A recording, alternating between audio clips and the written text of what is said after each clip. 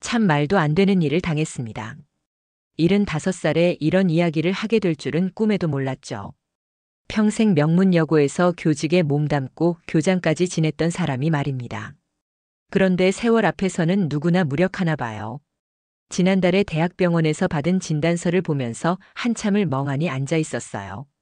초기 알츠하이머병이라는 글자가 눈에 들어오는데 처음에는 남의 일 같더라고요. 내가 치매에 걸렸다니. 평생 남들 가르치며 살아온 내가 이제는 기억도 제대로 못하는 사람이 된다는 게 말이 되나 싶었습니다. 하지만 교육자로 살아온 사람이니까 현실을 받아들이는 것부터 시작했어요. 의사 선생님 말씀으로는 초기 단계라서 약물 치료를 꾸준히 하면 진행을 늦출 수 있다고 하시더라고요. 그래서 매일 아침 6시에 일어나서 제일 먼저 하는 일이 있습니다. 침대 옆 서랍에서 작은 수첩을 꺼내서 오늘 날짜를 적고 어제 있었던 일들을 하나하나 기록하는 거죠. 오늘은 9월 16일 화요일. 어제는 딸 지연이한테서 전화가 왔고 며느리 서연이가 저녁에 삼겹살을 구워줬습니다. 손자 준우는 유학 준비한다고 영어 공부하고 있고 이런 식으로 매일매일 적어놔야 기억이 나더라고요. 기억력 훈련도 빼먹지 않고 해요.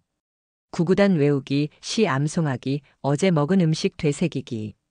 평생 학생들한테 암기하라고 했던 제가 이제는 제 기억과 싸우고 있으니 참 아이러니하죠. 가장 중요한 건 약이에요. 서랍 제일 깊숙한 곳에 숨겨둔 진짜 치매약. 아리셉트라는 건데 하루에 한 알씩 꼬박꼬박 먹어야 합니다. 가족들한테는 아직 말 안 했어요. 특히 며느리 서연이한테는 절대 들키면 안 되거든요. 왜 그런지는 나중에 말씀드릴게요. 며느리는 참 다정한 척 잘해요. 어머니, 약 드실 시간이에요 라고 하면서 비타민이랑 영양제를 가져다 줍니다. 전 이미 진짜 약을 먹었으니까 모르는 척하고 받아 먹어요. 서연이 눈에는 제가 그냥 건강보조식품만 먹는 평범한 할머니로 보이겠죠. 아침 식사 준비하면서 서연이를 관찰해 봅니다. 겉으로는 효부 같아 보이는데 뭔가 불안해하는 기색이 보여요. 전화 통화할 때 목소리가 떨리고 가끔 혼자 중얼거리기도 하고 아들 민석이도 요즘 들어 표정이 어두워졌어요. 뭔가 집안에 문제가 있다는 걸 감이 오더라고요. 그런데 저 역시 완전히 정상은 아니에요. 가끔씩 정말로 깜빡하는 일이 있거든요. 어제 저녁에 뭘 먹었는지 기억 안 날 때도 있고 손자 이름이 순간적으로 생각 안 날 때도 있어요. 그럴 때마다 가슴이 철렁하죠. 내 정신이 조금씩 사라져가고 있구나 하는 생각에 두려워집니다. 하지만 포기할 수는 없어요. 평생 교직에 몸담으며 쌓아온 자존심도 있고 무엇보다 아직 할 일이 남아있거든요. 제가 완전히 무너지기 전에 꼭 해야 할 일이 있습니다. 그게 뭔지는 차차 알게 되실 거예요. 저녁 시간이 되면 가족들과 함께 텔레비전을 봅니다. 드라마를 보면서도 머릿속으로는 계속 생각해요. 내가 언제까지 이 정신을 유지할 수 있을까? 내 기억이 사라지기 전에 내가 해야 할 일은 뭘까? 그리고 이 집안에 도대체 무슨 일이 일어나고 있는 걸까? 밤이 되면 혼자 방에서 수첩을 다시 펼쳐봅니다. 오늘 하루 있었던 일들을 정리하고 내일 해야 할 일들을 적어놔요. 그리고 서랍 깊숙이 숨겨둔 약을 다시 한번 확인합니다. 이 작은 알약이 지금 저를 붙잡고 있는 유일한 생명줄이거든요. 가끔 밤중에 잠이 깰 때가 있어요. 그럴 때면 창밖을 바라보며 생각합니다. 내가 평생 가르쳐온 학생들은 지금 어떻게 살고 있을까? 내가 그들에게 전해준 교훈들을 잘 기억하고 있을까? 그런데 정작 내 가족들은 내가 가르쳐준 대로 살고 있는 걸까? 이상한 건 요즘 들어 며느리 서연이가 제 방 근처를 자주 서성인다는 거예요. 뭔가 찾는 것 같기도 하고. 혹시 제가 숨겨둔 약을 찾고 있는 건 아닌지 의심스러워요. 왜 그런지는 모르겠지만 본능적으로 조심해야겠다는 생각이 들어요. 평생 남들 가르치며 살아온 사람으로서 지금 제가 겪고 있는 이 상황이 단순한 병의 문제만은 아니라는 걸 느끼고 있습니다. 뭔가 더 큰 문제가 도사리고 있는 것 같아요. 하지만 아직은 확실하지 않으니까 조용히 지켜보면서 준비해야겠어요. 제가 완전히 정신을 잃기 전에 말입니다. 어젯밤에 정말 끔찍한 일을 알게 됐습니다. 아직도 믿기지 않아요. 제 가족들이, 그것도 제 친아들과 며느리가 저한테 이런 짓을 하고 있었다니. 그날 밤도 평소처럼 약을 먹고 잠자리에 들었는데 새벽 2시쯤에 갑자기 정신이 너무 흐릿해졌어요. 평소보다 훨씬 심했습니다. 제가 어디에 있는지 지금이 몇 시인지도 헷갈리더라고요. 진짜 약을 어디 뒀는지도 기억이 안 나서 한참 동안 서랍을 뒤졌어요. 목이 말라서 물을 마시러 나갔는데 부엌에서 대화 소리가 들렸습니다. 며느리 서연이와 손자 준우가 무슨 이야기를 하고 있더라고요. 처음에는 그냥 지나가려 했는데 제 이름이 나오는 바람에 발걸음을 멈췄어요. 준우야, 미국 가기 전에 엄마가 한 가지만 더 확인해 볼게. 할머니 약 말이야. 엄마, 그거 정말 괜찮은 거야? 할머니가 아프시잖아. 아프긴 뭐가 아프냐. 내가 일주일 동안 약을 안 드렸더니 확실히 증상이 심해지더라. 병원에서도 그냥 자연스러운 병 진행이라고 할 거야. 그 순간 등골이 오싹해졌어요. 제가 요즘 들어 유독 정신이 흐려지는 이유가 단순히 병 때문이 아니었던 거죠. 며느리가 일부러 제 약을 숨기고 있었던 겁니다. 엄마, 그래도 할머니 불쌍하잖아. 이러면 안 되는 거 아니야? 불쌍하긴. 내 유학비 5억이 어디서 나오는데? 저 집 팔아서 빚부터 갚아야 해. 그러려면 할머니가 완전히 정신을 잃으셔야 한다고. 5억. 사채 빚이 5억이나 된다는 거였어요. 며느리가 제 모르게 그런 큰 빚을 졌고 그 돈을 갚기 위해 제 집을 팔려고 하고 있었던 거죠. 그런데 정신이 멀쩡한 제가 있으면 팔 수 없으니까 아예 저를 무력화시키려는 거였어요. 준우 유학 보내놓고 돌아오면 바로 시작할 거야. 약을 아예 끊어버리면 한 달 안에 완전히 치매가 될 거라고 의사가 그러더라. 의사라니. 며느리가 이미 의사한테까지 상담을 받아봤다는 뜻이었어요. 그것도 제 병을 악화시키는 방법에 대해서 말이죠. 정말 치가 떨렸습니다. 그럼 할머니는 어떻게 되는 거야? 요양원에 보내면 되지. 어차피 치매 걸린 사람 집에서 모시기 힘들잖아. 그때 되면 집도 팔고 모든 게 정리될 거야. 요양원. 평생 교직에 몸담으며 품위 있게 살아온 제가 가족의 계획에 의해 강제로 요양원에 보내질 운명이었던 거예요. 그것도 제 정신을 일부러 망가뜨린 다음에 말입니다. 손자 준우는 처음에 망설이는 듯 했어요. 그래도 할머니한테 미안하지 않아? 미안하긴 뭐가 미안해. 어차피 아프신 분이고 우리가 잘 모시면 되는 거잖아. 게다가 내 인생이 달린 문제야. 미국 명문대 들어가면 나중에 할머니한테도 잘할 수 있고. 그렇게 말하는 며느리의 목소리에는 죄책감이라고는 찾아볼 수 없었어요. 오히려 자신의 계획이 완벽하다는 듯한 확신이 담겨 있었습니다. 엄마, 혹시 할머니가 눈치채면 어떡해? 눈치채긴 뭘 눈치채. 벌써 일주일째 속고 있잖아. 내가 가짜 약 주는 것도 모르고 고맙다고 하시는 거 봤지? 맞아요. 며느리가 매일 아침 저한테 주는 약이 가짜였던 거예요. 비타민이나 영양제 같은 걸로 바꿔치기해서 주고 있었던 겁니다. 다행히 제가 따로 숨겨둔 진짜 약이 있어서 완전히 속지는 않았지만 만약 그것마저 없었다면 정말 위험할 뻔했어요. 그런데 아빠는 뭐라고 해? 아빠도 알고 있어. 처음에는 반대했는데 빚톡촉 전화 받고 나서는 별말 안 하시더라. 현실적으로 다른 방법이 없거든. 아들 민석이도 알고 있다는 거였어요. 제 친아들이 아내의 계획을 알면서도 묵인하고 있었던 거죠. 평생 교장 선생님의 아들이라는 자부심을 가지고 살던 그 아이가 결국 어머니를 배신하는 길을 택했던 겁니다. 그 순간 온몸에 소름이 돋았어요. 제가 평생 믿고 살았던 가족들이 제 등 뒤에서 이런 끔찍한 계획을 세우고 있었다니. 그것도 제 병을 이용해서 말이에요. 발걸음 소리가 들릴까봐 조심스럽게 제 방으로 돌아왔습니다. 그리고 문을 닫고 나서 한참 동안 울었어요. 분노보다는 배신감이 더 컸습니다. 내가 평생 사랑하고 믿었던 사람들이 나를 이렇게 생각하고 있었구나. 하지만 울기만 할 수는 없었어요. 제가 완전히 무너지기 전에 뭔가 대책을 세워야 했거든요. 며느리의 계획대로 되면 제가 정말로 요양원에 갇혀서 남은 인생을 비참하게 보내게 될 테니까요. 그날 밤은 잠을 한숨도 못 잤습니다.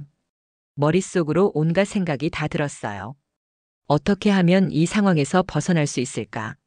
어떻게 하면 내 존엄을 지킬 수 있을까?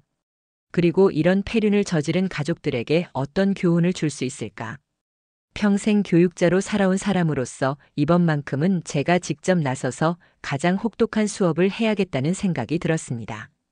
가족들이 저를 바보로 보고 있지만 아직 제 정신은 멀쩡하거든요. 며느리가 생각하는 것보다 훨씬 더 치밀하고 철저하게 준비해서 그들에게 인과응보가 무엇인지 제대로 가르쳐 주겠다고 다짐했어요. 이제부터가 진짜 시작입니다. 그 충격적인 밤 이후로 제 연기가 시작됐습니다. 평생 교직에 있으면서 연기를 해본 적은 없었지만 이상하게도 자연스럽게 되더라고요. 아마 생존 본능이었나 봐요. 다음 날 아침부터 일부러 더 심하게 깜빡이는 척하기 시작했어요. 며느리 서연이가 지켜보는 앞에서 리모컨을 냉장고에 넣어버리고 어라, 내가 왜 이걸 여기 넣었지? 라고 중얼거렸습니다. 서연이 표정을 보니까 완전히 속아 넘어가더라고요. 어머니 괜찮으세요? 요즘 들어 깜빡하시는 일이 많아지셨네요. 그런가? 나이가 드니까 그런가 보다. 속으로는 너 때문이야, 이 나쁜 년아 하고 생각하면서도 겉으로는 걱정스러운 할머니 연기를 계속했어요. 중요한 약속도 일부러 깜빡한 척했고 가끔씩 손자 준우 이름도 헷갈리는 척했습니다. 가족들은 제 연기에 완전히 속아서 안심하는 기색이었어요. 특히 며느리는 계획대로 되고 있다는 표정을 숨기지도 않았습니다. 하지만 제가 정말로 바보가 된 줄 알고 방심하는 그 순간이 바로 제가 노리는 기회였어요. 정신이 흐려지는 척할 때와 정말로 맑을 때를 구분해서 시간을 활용했습니다. 가족들 앞에서는 허술한 할머니였지만 혼자 있을 때는 치밀한 계획을 세웠어요. 먼저 오래전 제자 중에 변호사가 된 아이가 있었던 게 생각났습니다. 김영희라는 아이인데 지금은 서울에서 법무법인을 운영하고 있어요. 20년 전에 제가 가르쳤던 아이라 지금은 40대 중반이 됐을 텐데 가끔 안부 전화를 드리던 사이였거든요. 며느리가 장 보러 나간 틈을 타서 영희에게 전화했어요. 선생님 안녕하세요. 오랜만이에요. 아, 교장 선생님. 어떻게 지내세요? 영희야, 선생님이 도움이 필요한 일이 있는데 시간 될 때 한번 만날 수 있을까? 물론이죠. 언제든지 괜찮습니다. 영희를 만나서 제 상황을 조심스럽게 설명했어요. 물론 모든 걸 다 말하지는 않았고 가족들이 제 재산을 노리고 있는 것 같다는 정도로만 했습니다. 영희는 제 이야기를 듣고 깜짝 놀라더라고요. 선생님, 그런 일이 있으셨군요. 걱정 마세요. 제가 도와드릴게요.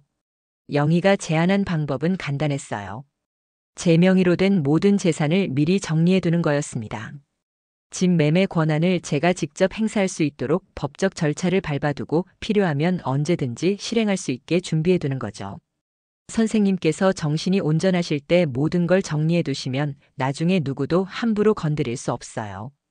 영희의 말이 맞았어요.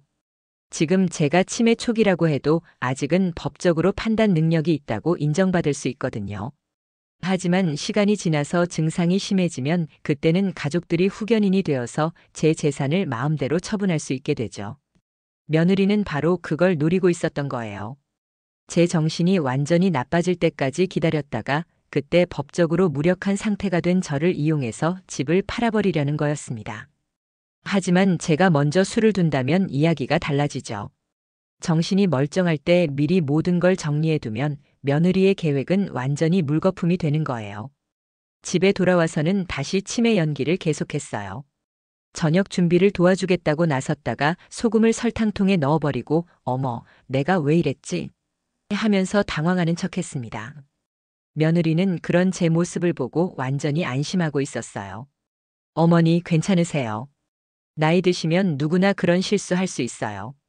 겉으로는 위로하는 말을 하지만 속으로는 빨리 더 심해져라 하고 생각하고 있다는 게 눈에 보였습니다. 정말 소름 끼치는 며느리였어요. 밤에 혼자 있을 때는 수첩에 계획을 세세하게 적어뒀어요. 언제 변호사를 만날지, 어떤 순서로 재산 정리를 할지, 그리고 가장 중요한 타이밍은 언제로 잡을지. 가족들은 손자 준우의 미국 유학을 위해 다음 달에 함께 출국할 예정이었어요. 유학 준비며 학교 견학이며 해서 한 달 정도 미국에 있을 거라고 하더라고요. 바로 그때가 제 기회였습니다. 가족들이 모두 집을 비운 사이에 모든 계획을 실행에 옮기는 거죠. 그들이 돌아올 때쯤이면 이미 모든 게 끝나 있을 거예요. 며느리는 제가 그 한 달 동안 혼자 있으면서 더욱 증상이 악화될 거라고 기대하고 있을 텐데 사실은 정반대죠. 제가 가장 정신이 맑고 활발하게 움직일 때가 될 거거든요. 평생 학생들한테 준비성이 중요하다고 가르쳐 왔는데 이번에는 제가 직접 그 교훈을 실천할 차례였어요. 며느리가 저를 우습게 봤지만 교육자로 40년을 산 사람의 치밀함을 보여주겠다고 다짐했습니다. 수첩 마지막 페이지에는 이렇게 적어뒀어요. 나의 마지막 수업 마이너스 인과응보를 가르치는 시간. 이번 수업의 학생들은 제 가족이고 제가 평생 해온 수업 중에서 가장 혹독한 수업이 될 거예요. 그들이 저한테서 빼앗으려 했던 모든 것을 오히려 제가 먼저 정리해서 제 뜻대로 쓸 거예요. 그리고 그들에게는 그들이 심은 대로 거두게 하는 거죠. 드디어 그날이 왔습니다. 가족들이 준우 유학 준비차 미국으로 떠나는 날이에요. 인천공항까지 배웅 나갔는데 마음이 참 복잡하더라고요. 손자 준우를 보니까 한편으로는 불쌍한 생각도 들었어요. 22살밖에 안 된 어린 나이에 어머니의 잘못된 욕심에 휘말려서 할머니를 배신하는 일에 동참하게 됐으니까요. 하지만 동정심만으로는 안 되죠. 잘못한 건 잘못한 거니까. 준우야, 가서 공부 열심히 해야 한다. 네, 할머니. 걱정 마세요. 훌륭한 사람이 되어야 해. 할머니가 살아보니까 사람은 결국 자기가 심은 대로 거두게 되더라. 준우는 무슨 뜻인지 모르고 고개만 끄덕였지만 며느리 서연이는 뭔가 신경 쓰이는 듯한 표정을 지었어요. 하지만 금세 어머니 치매 증상 때문에 이상한 말씀하시는구나 하고 넘어가더라고요. 준우를 꼭 끌어안고 진심으로 눈물을 흘렸어요. 이게 마지막 일 수도 있다는 생각이 들어서였죠. 제 계획이 성공하면 이 아이와 저는 다시는 예전 같은 관계로 돌아갈 수 없을 테니까요. 할머니, 왜 우세요? 그냥. 손자가 멀리 간다니까 서운해서 그래. 사실은 이 아이에 대한 실망감과 분노, 그리고 마지막 애정이 뒤섞인 복잡한 감정이었어요. 하지만 그걸 표현할 수는 없었죠. 며느리와 아들도 저한테 인사했어요. 어머니, 한 달 정도 있다 올게요. 혼자 계시는 동안 몸조리 잘하세요. 응, 걱정 말고 다녀와라. 속으로는 한 달 후에 너희가 어떤 꼴이 될지 두고 보자 하고 생각했지만 겉으로는 평온한 할머니 연기를 계속했어요. 공항에서 돌아오는 길에 택시 안에서 혼자 생각했습니다. 이제 정말 시작이구나. 한 달이라는 시간 동안 제가 할 수 있는 모든 것을 해내야 한다고요. 집에 도착하자마자 제일 먼저 한 일은 숨겨둔 진짜 약을 꺼내서 먹는 거였어요. 그동안 며느리 눈치를 보느라 제대로 복용하지 못했던 약을 이제는 마음 놓고 먹을 수 있었거든요. 정신을 최대한 맑게 유지해야 앞으로 한 달 동안 해야 할 일들을 제대로 처리할 수 있으니까요. 둘째 날부터 본격적으로 움직였습니다. 먼저 영희한테 전화해서 약속을 잡았어요. 영희야, 이제 시작할 때가 됐다. 우리가 계획한 대로 진행하자. 네, 선생님. 모든 준비는 다 해뒀습니다. 영희는 정말 믿음직한 제자였어요. 제가 부탁한 모든 서류를 미리 준비해뒀더라고요. 집 매매 위임장, 재산 목록 정리, 계좌 이체 서류까지. 법적으로 문제없이 처리할 수 있도록 꼼꼼하게 준비해뒀어요. 선생님, 정말 이렇게 하시는 게 맞나요? 한번 실행하면 되돌릴 수 없어요. 영희야, 선생님이 평생 교직에 있으면서 배운 게 뭔지 아니? 잘못된 행동에는 반드시 결과가 따른다는 거야. 내 가족들한테 그걸 가르쳐 줘야 해. 영희도 제 사정을 어느 정도 이해하고 있었기 때문에 더 이상 말리지 않았어요. 다만 선생님께서 나중에 후회하지 않으시길 바란다고 하더라고요. 부동산 중개업소도 찾아갔습니다. 50년 넘게 살았던 우리 집이 지금 시세로 얼마나 되는지 알아봤어요. 강남 아파트라서 15억 정도 된다고 하더라고요. 며느리가 진 사채 빚 5억을 갚고도 10억이 남는 셈이죠. 할머니, 정말 파시려고 하세요? 응, 늙으니까 너무 넓어서 관리하기 힘들더라고. 그럼 좀 더 작은 곳으로 이사 가시는 건가요? 그렇지, 요양시설 같은 데로 갈 생각이야. 부동산 중개업자는 제가 치매에 걸린 할머니라고 생각했을 텐데 생각보다 정신이 또렷해서 놀라는 기색이었어요. 하지만 매매 의사가 확실하고 법적으로 문제 없다는 걸 확인하고 나서는 적극적으로 도와주더라고요. 일주일 만에 집이 팔렸어요. 입지가 좋고 시세보다 조금 싸게 내놨더니 금방 계약이 됐죠. 계약금부터 받고 나니까 현실감이 들더라고요. 정말로 제가 50년 넘게 살던 집을 팔았구나. 그 돈으로 제일 먼저 한 일은 제가 들어갈 곳을 정하는 거였어요. 서울 근교에 있는 최고급 실버타운을 알아봤습니다. 의료진이 상주하고 치매 환자 전용 케어 시스템까지 갖춰진 곳이에요. 거기서 평생 지낼 수 있도록 일시불로 계약했어요. 남은 돈으로는 장학재단을 만들기로 했습니다. 제가 평생 교직에 있었으니까 어려운 학생들을 도와주는 일에 쓰고 싶었거든요. 영희가 재단 설립 절차까지 도와줬어요. 선생님 정말 대단하세요. 이렇게 치밀하게 계획을 세우시다니. 영희야, 내가 40년 동안 학생들 가르치면서 배운 게 있어. 계획 없이 하는 일은 절대 성공할 수 없다는 거야. 가족들이 돌아오기 일주일 전에 이사를 시작했어요. 50년 동안 모은 살림들을 정리하는데 마음이 착잡하더라고요. 추억이 담긴 물건들을 하나하나 챙기면서 정말 이게 맞는 건가 하는 생각도 들었어요. 하지만 며느리가 제 약을 숨기고 있던 그날 밤을 떠올리면 다시 마음이 단단해졌어요. 저를 바보로 만들어서 재산을 가로채려던 그들에게 제대로 된 교훈을 줘야 한다고요.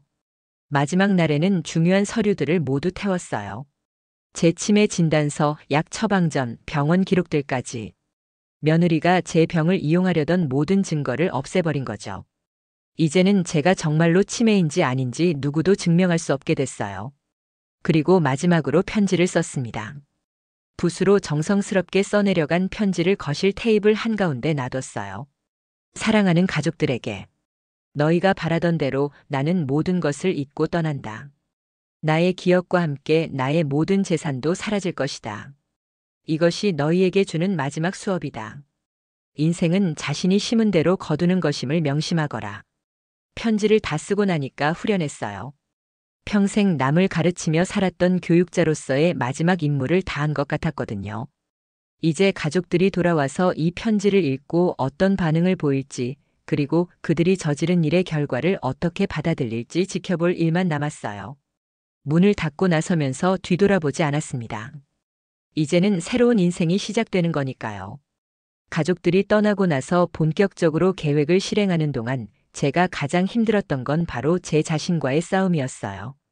아무리 각오를 단단히 했다고 해도 실제로 모든 걸 정리하는 과정에서는 여러 번 흔들렸거든요. 특히 약 기운이 떨어질 때가 가장 위험했어요. 하루는 부동산 중개업소에서 계약서에 서명하는 중에 갑자기 머리가 하얘지는 거예요. 지금 내가 뭘 하고 있는 건지, 왜 이 서류에 사인을 하고 있는 건지 순간적으로 기억이 안 났어요. 할머니 괜찮으세요? 중개업자가 걱정스럽게 물어봤는데 저는 펜을 든 채로 멍하니 앉아 있었거든요.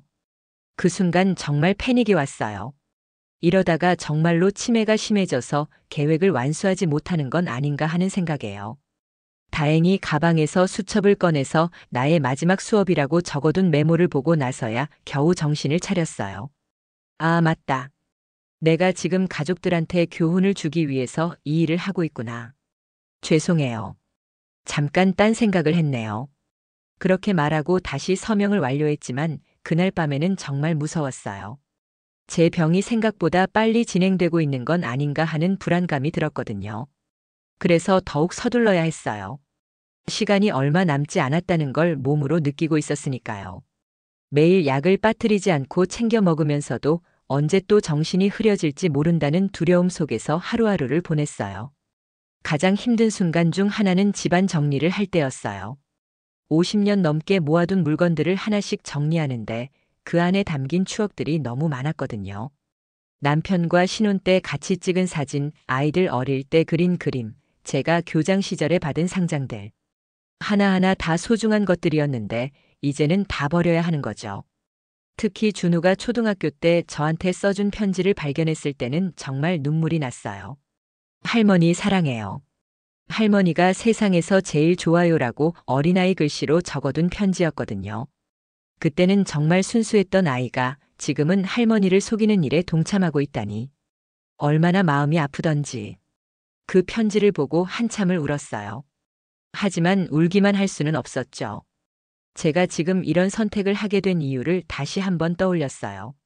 며느리가 제 약을 숨기고 있던 그날 밤, 그리고 제가 들었던 그 끔찍한 대화들.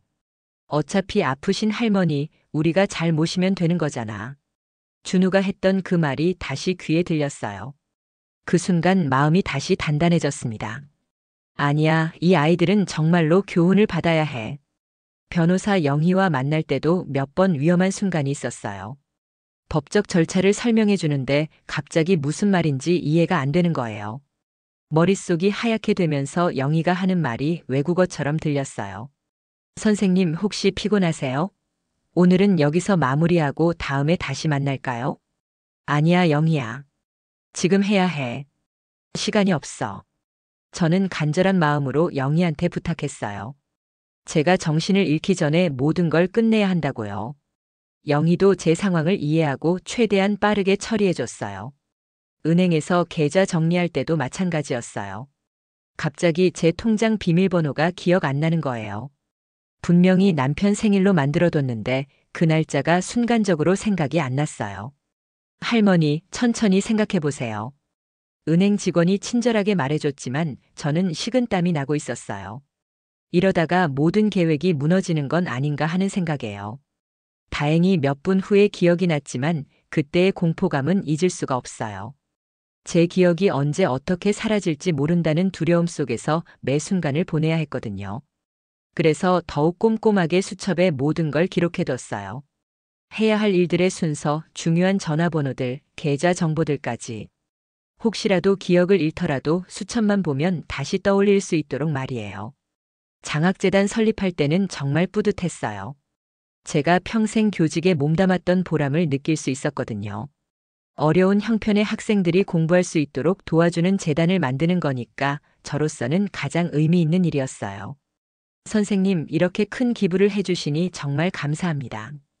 재단 관계자가 고마워하는 모습을 보니까 제가 하고 있는 일이 결코 헛된 게 아니라는 생각이 들었어요.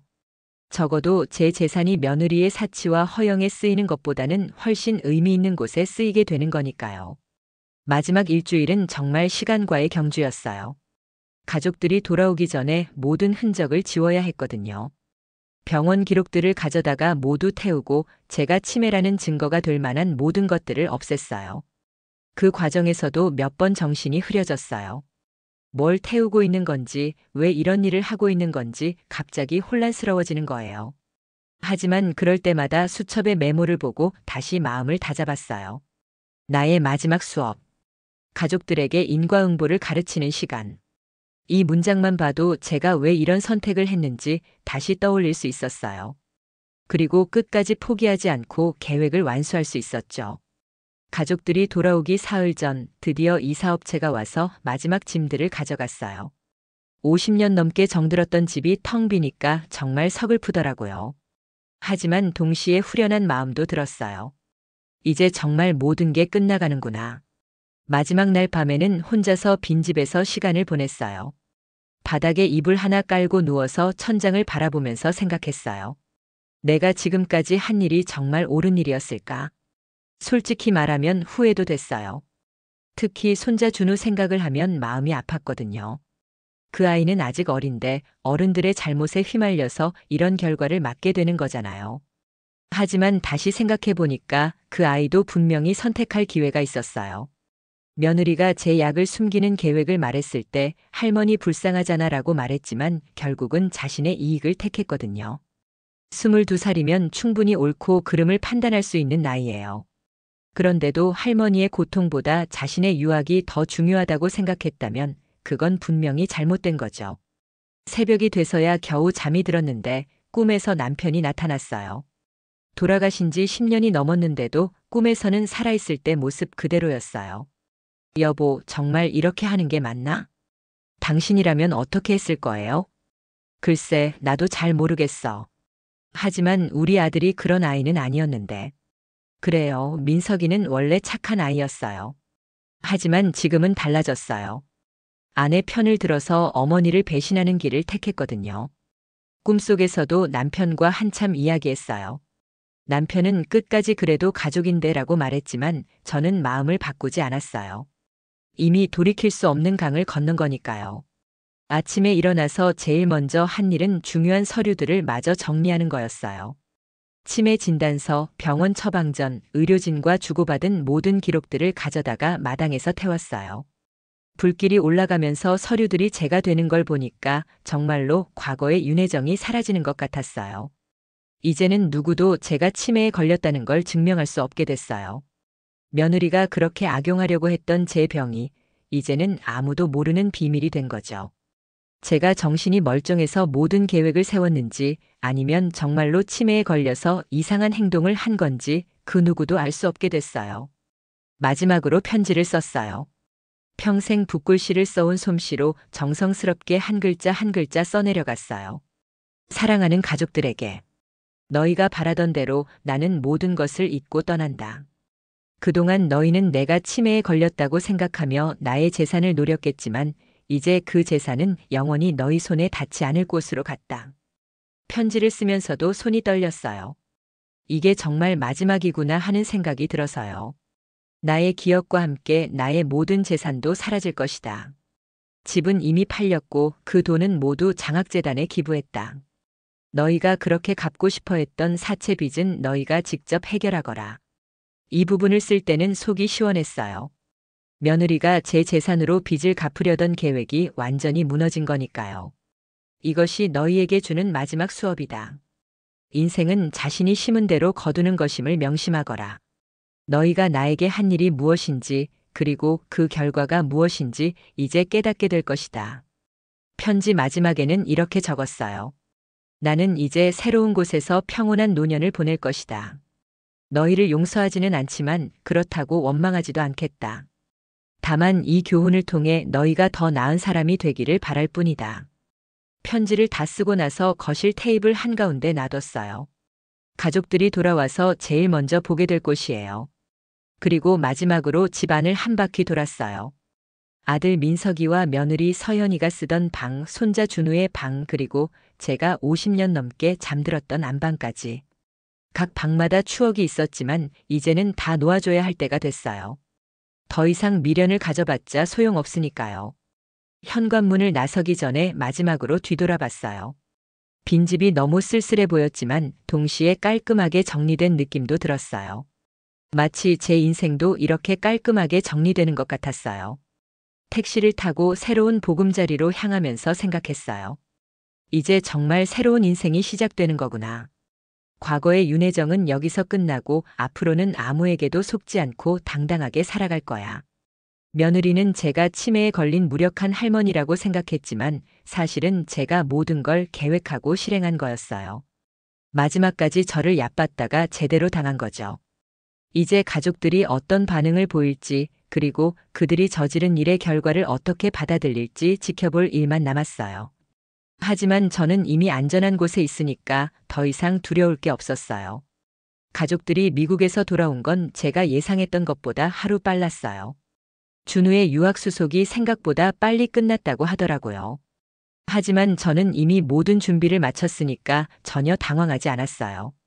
새로운 보금자리인 실버타운에서 편안하게 지내고 있는데 저녁 시간쯤에 딸 지연이한테서 전화가 왔어요. 엄마, 오빠네 집에 무슨 일이 난 거예요? 무슨 일이 났다는 거니? 오빠가 울면서 전화했는데 집이 텅 비어 있고 엄마는 어디 가신 건지 모르겠다고 하던데요. 지연이 목소리에 당황스러움이 가득했어요. 당연하죠. 갑자기 어머니가 사라지고 집까지 비어 있다니 무슨 일인지 알 수가 없을 테니까요. 아, 그래. 내가 요양원으로 이사했거든. 요양원이요? 갑자기 왜요? 오빠가 모시고 있었잖아요. 지연아, 엄마가 늙으니까 혼자 살기 힘들더라고. 그래서 전문적으로 돌봐주는 곳으로 왔어. 저는 최대한 자연스럽게 대답했어요. 지연이는 대구에 살고 있어서 서울 상황을 자세히 모르니까 일단은 이 정도 설명으로 충분할 거라고 생각했거든요. 하지만 곧 아들 민석이한테서 직접 전화가 왔어요. 어머니, 어디 계세요? 집에 편지만 남겨두고 어디 가신 거예요? 민석이 목소리가 완전히 패닉 상태였어요. 아마 집에 도착해서 텅 빈 집과 제 편지를 보고 얼마나 놀랐을지 상상이 됐어요. 편지를 읽어봤으면 다 알 텐데 뭘 더 묻니? 어머니, 정말 집을 파신 거예요? 그 돈은 어디로 간 건데요? 편지에 다 써뒀잖니. 장학재단에 기부했다고 했잖니. 어머니 정신 차리세요. 저희 빚이 5억이나 되는데 어떻게 하라는 거예요? 민석이가 소리를 지르듯이 말하더라고요. 그 순간 저는 차분하게 대답했어요. 빚? 그게 내 빚이니? 내 아내가 진 빚을 왜 내가 책임져야 하니? 그렇지만은 무슨 그렇지만이야. 너희가 내 약을 숨기면서 나를 바보로 만들려고 했던 건 알고 있다. 그 말을 하자 전화기 너머로 완전히 조용해졌어요. 민석이가 할 말을 잃었나 봐요. 어머니, 그게 저희가 뭐라고 변명할 거니? 내 아내가 내 치매 약을 일주일씩 숨겨서 증상을 악화시켰던 거, 그리고 너도 그걸 알고 있었던 거 다 알고 있어. 어머니 정말 죄송합니다. 하지만 저희도 어쩔 수 없는 상황이었어요. 어쩔 수 없다고. 어머니 약을 숨기는 게 어쩔 수 없는 일이었다고. 저는 정말 화가 났어요.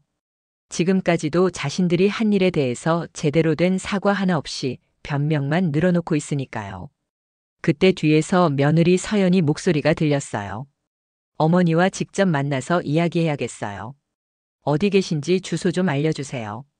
만날 필요 없어. 할 말은 편지에 다 썼으니까.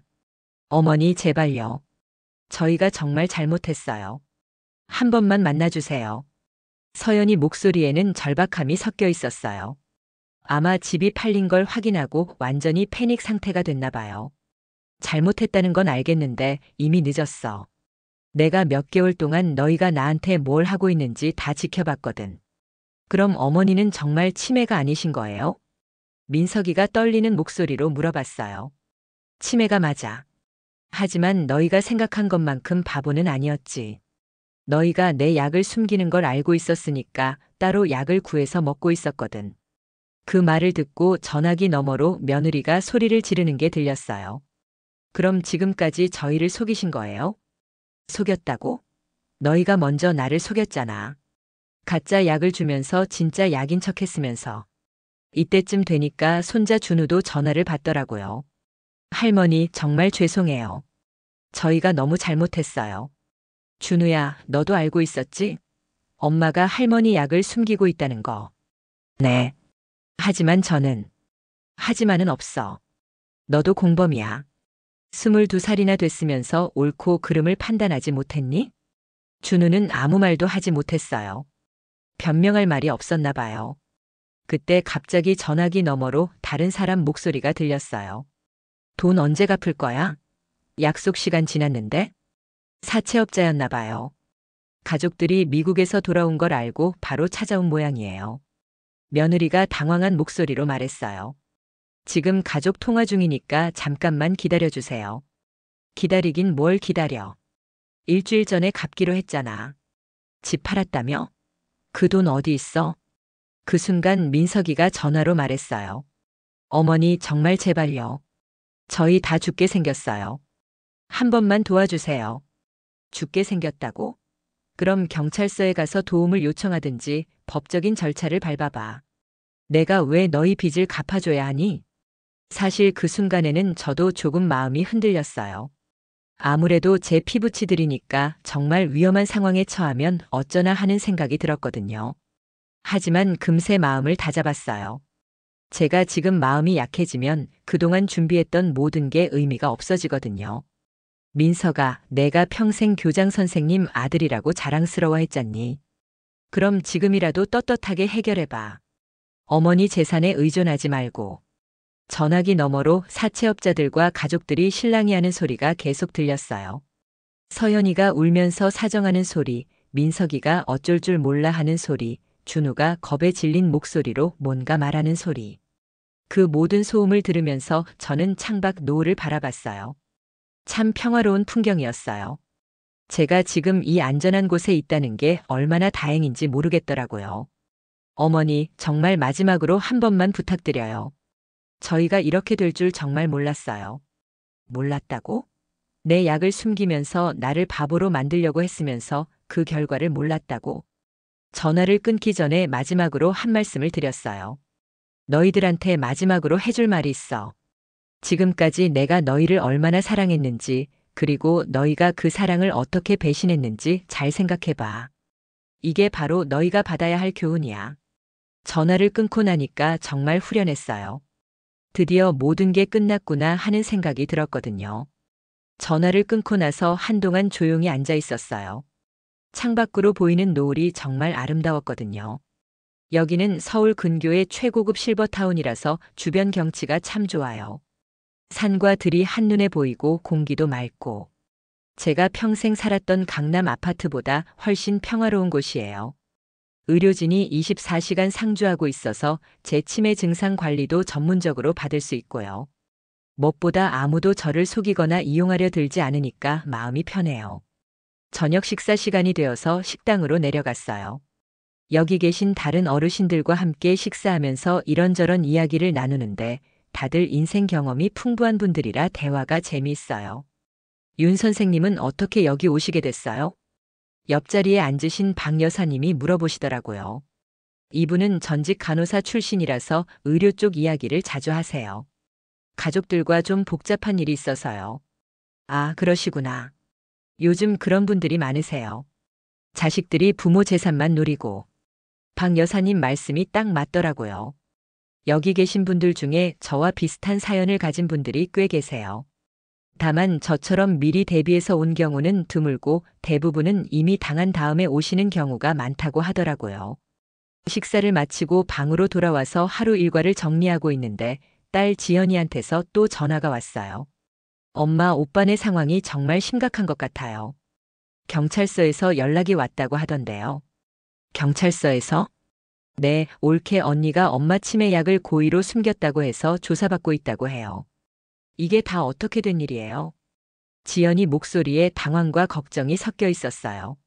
아무것도 모르고 있던 아이니까 갑자기 이런 일이 터지면 얼마나 놀랄까요? 지연아, 엄마가 자세히 설명해 줄게. 그래서 저는 지연이한테 그동안 있었던 일들을 차근차근 설명해 줬어요. 물론 모든 걸 다 말하지는 않았고 지연이가 이해할 수 있을 정도로만 했죠. 엄마, 그럼 정말로 올케 언니가 엄마 약을 숨긴 거예요? 그래, 내가 직접 들었어. 밤에 준우랑 이야기하는 걸. 아이고 세상에. 어떻게 그런 일이. 지연이가 정말 충격받은 목소리로 말하더라고요.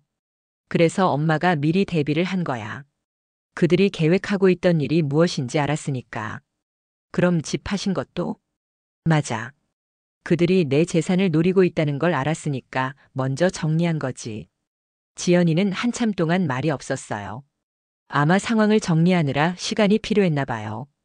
엄마, 그럼 지금은 안전한 곳에 계신 거죠? 그럼 걱정 마라. 여기는 정말 좋은 곳이야. 의료진도 있고 엄마 같은 사람들을 전문적으로 돌봐주는 곳이거든.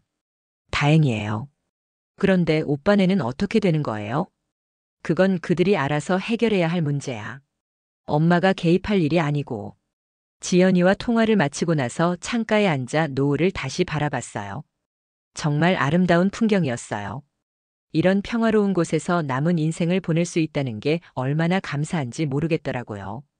그때 간병사 김 선생님이 약을 가져다 주러 오셨어요. 할머니, 오늘 약 드실 시간이에요. 고맙습니다. 진짜 치매 약을 받아서 먹으면서 생각했어요. 이제는 아무도 제 약을 숨기거나 가짜로 바꿔치기 하지 않는다는 게 얼마나 안심되는지 모르겠어요. 할머니, 오늘 기분이 좋아 보이세요. 네, 오늘은 정말 좋은 하루였어요. 김 선생님이 나가시고 나서 혼자 앉아서 차를 마시고 있는데 핸드폰이 다시 울렸어요. 이번에는 모르는 번호였어요. 여보세요? 혹시 윤혜정 할머니세요? 저는 서울중앙지검 수사관입니다. 검찰에서 전화가 온 거였어요. 며느리 서연이 건으로 조사가 시작된 모양이에요. 네, 그런데 무슨 일이세요? 할머니께서 고발하신 치매 약물 조작 건으로 연락드렸습니다. 참고인 조사를 받으러 오실 수 있으시겠어요? 아, 맞아요. 제가 집을 떠나기 전에 변호사 영희를 통해서 고발장을 제출해뒀거든요. 며느리가 제 약을 고의로 숨겨서 증상을 악화시켰다고요. 물론이죠. 언제 가면 되나요? 내일 오전 10시는 어떠세요? 좋습니다. 전화를 끊고 나서 마음이 뿌듯했어요. 이제 법적으로도 제대로 된 처벌을 받게 되는 거니까요. 밤이 되어서 침대에 누워 하루를 정리하면서 생각했어요. 정말 많은 일이 있었던 몇 개월이었구나. 가족의 배신을 알게 된 충격부터 시작해서 치밀한 계획을 세우고 실행하기까지. 솔직히 말하면 쉽지 않았어요. 평생 가족을 사랑하며 살아온 사람으로서 그 가족들과 완전히 결별한다는 게 얼마나 가슴 아픈 일인지 모르죠. 하지만 선택의 여지가 없었어요. 그들이 제게 한 일을 생각하면 이 정도는 당연한 결과라고 생각해요. 며느리 서연이는 제 치매를 이용해서 재산을 가로채려고 했고 아들 민석이는 그걸 알면서도 묵인했어요. 손자 준우도 마찬가지고요. 그들은 제가 무력한 치매 환자라고 생각하고 마음대로 조종하려 했지만 결국은 제가 모든 걸 계획하고 있었다는 걸 알게 됐죠. 이게 바로 제가 그들에게 주고 싶었던 교훈이에요. 인생은 자신이 심은 대로 거두게 되어 있다는 것. 남을 속이고 이용하려 하면 결국 자신이 그 대가를 치르게 된다는 것. 창밖을 보니 달이 참 밝더라고요. 여기서 바라보는 밤하늘이 정말 아름다워요. 도시의 불빛에 가려지지 않고 별들도 잘 보이고요. 이제야 진짜 평온한 노년을 시작할 수 있을 것 같아요. 더 이상 누군가를 의심하거나 경계할 필요도 없고 제 재산을 노리는 사람들 때문에 스트레스 받을 일도 없고요. 장학재단도 잘 운영되고 있다고 영희가 연락을 줬어요. 어려운 학생들에게 장학금을 주는 일이 순조롭게 진행되고 있다고 하더라고요. 제 재산이 정말 의미 있는 곳에 쓰이고 있다는 생각에 기분이 좋았어요. 가족들은 지금 어떻게 지내고 있을까요? 아마 사채업자들에게 시달리면서 정말 힘든 시간을 보내고 있을 거예요. 며느리는 경찰 조사까지 받게 됐으니 더욱 곤란할 테고요. 하지만 그게 당연한 결과라고 생각해요. 자신들이 저지른 일에 대한 대가를 치르는 거니까요. 혹시라도 그들이 진심으로 반성하고 새로운 삶을 시작한다면 언젠가는 용서할 수도 있을 거예요. 하지만 지금은 아직 그럴 때가 아니죠. 이제야 진짜 공부가 시작됐나 봐요. 그들에게는 말이에요. 인생이라는 시험에는 정답이 없어요. 그저 각자의 답안지를 채워갈 뿐이죠. 제가 평생 교육자로 살면서 마지막으로 한 수업이 바로 이거였어요. 가장 혹독하지만 가장 중요한 수업. 인과응보라는 인생의 진리를 가르쳐주는 수업이었죠. 눈을 감으면서 생각했어요. 내일부터는 정말 새로운 하루하루를 살아가야겠다고. 과거에 얽매이지 말고 남은 시간을 의미 있게 보내야겠다고요.